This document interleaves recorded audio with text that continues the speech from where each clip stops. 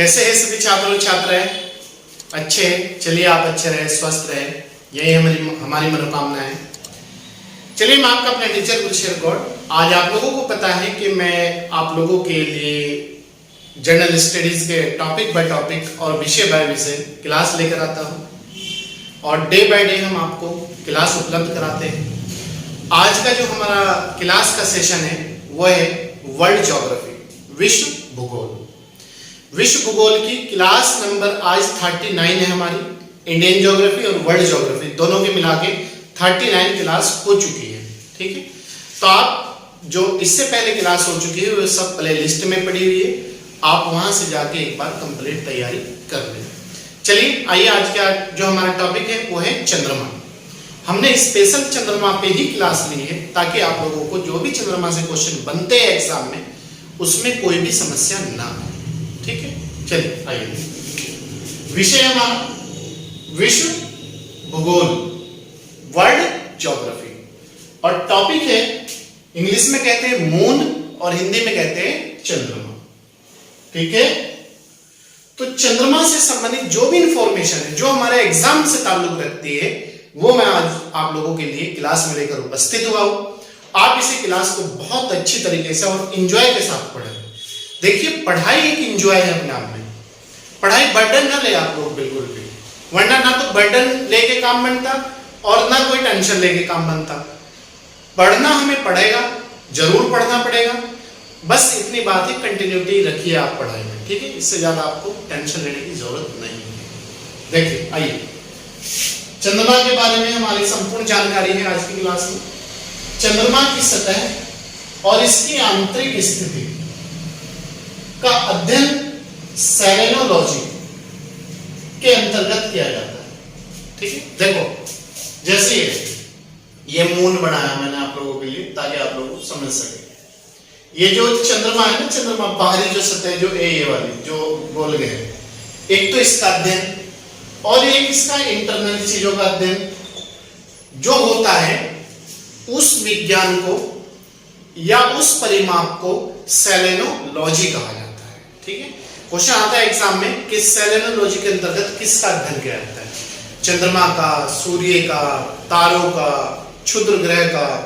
तो सेलेनोलॉजी के अंतर्गत जो किया जाता है वो आपका चंद्रमा की बाहरी सतह और आंतरिक सतह, इंटरनली और एक्सटर्नली का अध्ययन किया जाता है। ठीक है, दूसरा पॉइंट है हमारा, चंद्रमा पर जो धूल कण या मैदान होते हैं, मतलब जो धूल कण होते हैं और धूल कण के जो मैदान होते हैं उन्हें क्या कहा जाता है? क्वेश्चन आता है शांति सागर।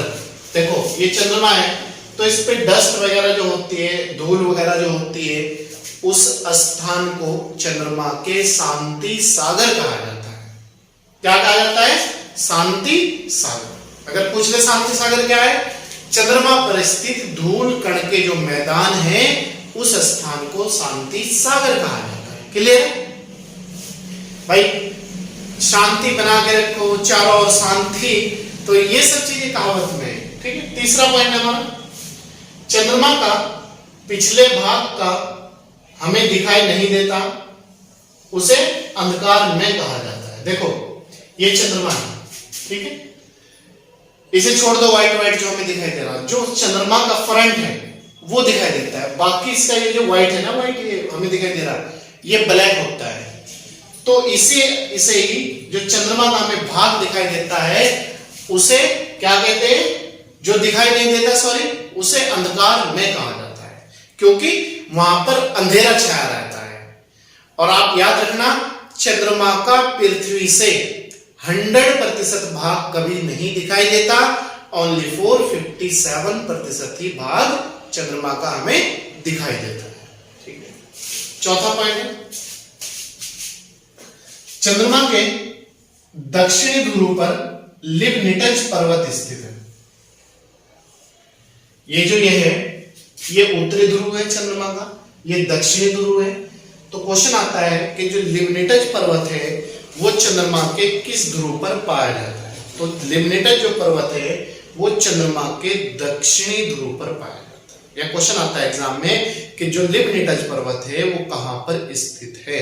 सूर्य, चंद्रमा, बुध ग्रह, इस तरह दे देगा एग्जाम में, तो वो चंद्रमा पर स्थित है।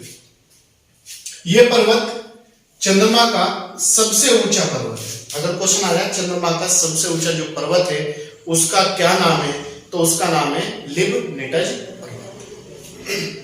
चंद्रमा को जीवाश्म ग्रह भी कहा जाता है। क्यों कहा जाता है? क्योंकि इस पर जिस तरीके से पृथ्वी पर पाए जाते हैं जीवाश्म वगैरह, इसी तरीके से हमारे चंद्रमा पर भी जीवाश्म वगैरह, फॉसिल्स वगैरह, गले सड़े जीव जंतु पाए जाते हैं। तो इसीलिए जीवाश्म ग्रह भी कहा जाता है। किसे? चंद्रमा को। पांचवा नेक्स्ट पॉइंट है, चंद्रमा संपूर्ण पृथ्वी की एक परिक्रमा, मतलब जो चंद्रमा है और ये पृथ्वी है, ये पृथ्वी है, इसकी जो एक पूरी परिक्रमा करता है, चक्कर जो लगाता है, ठीक है, वो 27 दिन 8 घंटे लगभग कुछ सेकंड है तो में पूरी करता है। तो याद रखना, चंद्रमा जो है पृथ्वी की एक परिक्रमा पूरी करने में लगभग कितना समय लेता है? वो लेता है 27 दिन 8 घंटे। ठीक, नेक्स्ट, और चंद्रमा इतने समय में ही अपने अक्ष पर घूर्णन करता है। लगभग 27 दिन 8 घंटे में ही जो चंद्रमा है वो जो उसका अक्ष है उस पर घूमता है, उस पर भी इतने ही समय में घूर्णन पूरा करता है। इसी कारण मतलब एक घूर्णन पूरा करने के कारण हमें चंद्रमा का पृथ्वी से एक भाग ही दिखाई देता है, क्योंकि वो रोटेट करता रहता है। एक भाग हमें उसका दिखाई देता है, दूसरा भाग उसका हमें दिखाई नहीं देता। यही कारण है। नोट, चंद्रमा का पृथ्वी से 57% भाग ही दिखाई देता है। जो हमें रात को चंद्रमा दिखाई देता है चमकता हुआ, वो 100 का ओनली 57% भाग है। क्लियर है? पृथ्वी से। इसके बाद नेक्स्ट पॉइंट है, चंद्रमा का अक्ष तल पृथ्वी के अक्ष तल के साथ 58.48 डिग्री का कोण बनाता है। तो याद रखना, चंद्रमा का जो अक्ष तल है वो पृथ्वी के अक्ष तल के साथ कितने डिग्री का कोण बनाता है? तो आप याद रखना, तो वो बनाता है 58.48 डिग्री का कोण, लगभग 58.5 डिग्री का कोण, लगभग कर लेना। ठीक है, नेक्स्ट है, चंद्रमा पृथ्वी के अक्ष के लगभग समानांतर है। जैसे पृथ्वी की अक्ष है उसी तरीके से लगभग चंद्रमा का भी अपना अक्ष है। चंद्रमा का परिक्रमण पथ भी दीर्घवृत्ताकार है। अगर क्वेश्चन आ जाए एग्जाम में कि चंद्रमा का जो परिक्रमण पथ होता है वो पूर्णतः वृत्ताकार होता है, दीर्घवृत्ताकार होता है, या फिर क्या होता है, तो आप याद रखना वो जो है आपका दीर्घवृत्ताकार होता है। क्लियर? नेक्स्ट पॉइंट है, चंद्रमा एवं पृथ्वी के बीच औसत जो दूरी है, जो डिस्टेंस है, जैसे चंद्रमा है और ये पृथ्वी, तो इनके बीच ये वाला जो डिस्टेंस है, ठीक है, ये वाला वो है 38, 43 और 65। 3,84,365 किलोमीटर का डिस्टेंस है।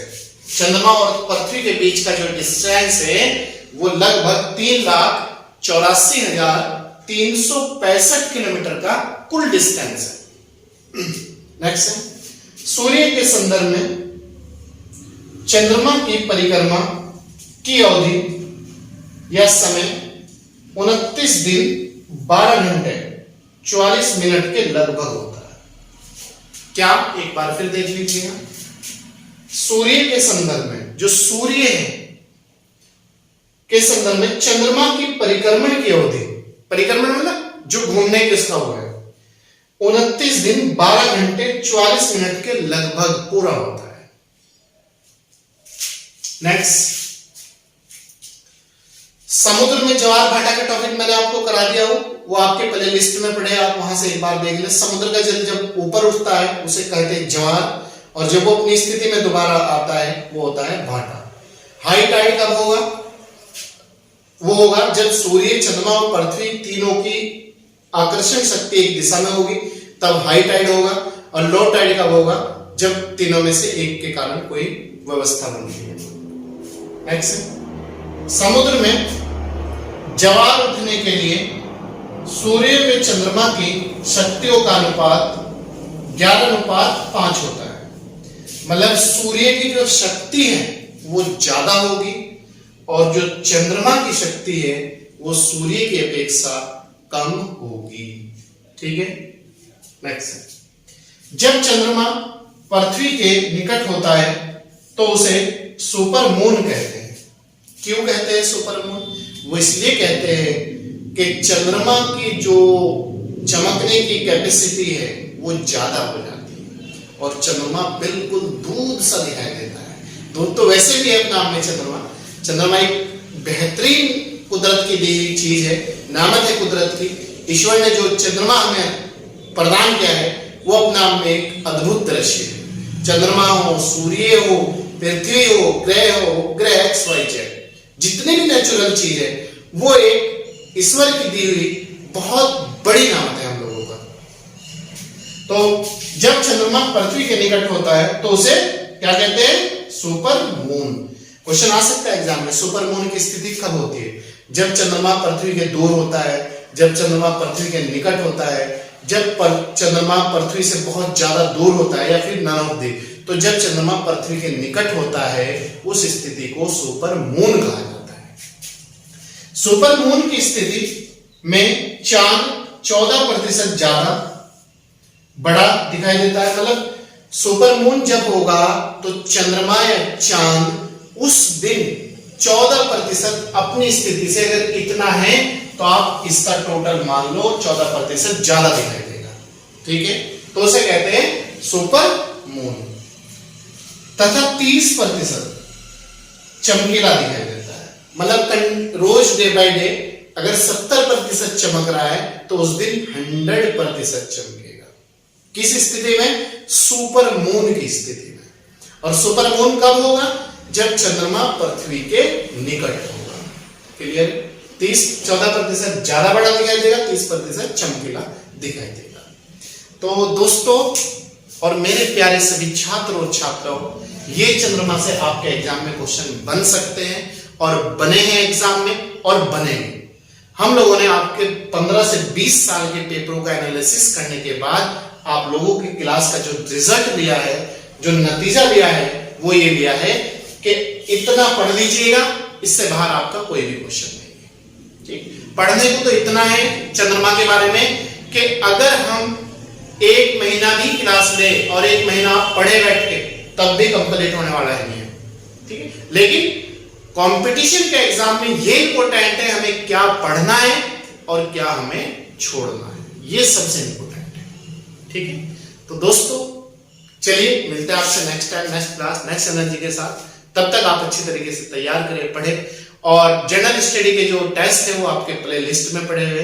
प्रत्येक संडे और शनिवार को आपके टेस्ट होते हैं। आप उन्हें बहुत अच्छी तरीके से तैयार करें, उन्हें पढ़ लें एक बार। क्वेश्चन कैसे बनते हैं जीएस से, कोई भी आप एग्जाम लीजिएगा, XYZ सब एग्जाम के लिए most very very important test. ठीक है, चलिए अगर आप हमारे यूट्यूब चैनल पर नए हैं तो सब्सक्राइब कर लीजिएगा, लाइक और शेयर जरूर कीजिएगा। अगर पुराने हैं तो कंटिन्यूटी के साथ जुड़े रहिएगा और ज्यादा से ज्यादा लोगों को जोड़ने का प्रयास करिएगा। Thank you.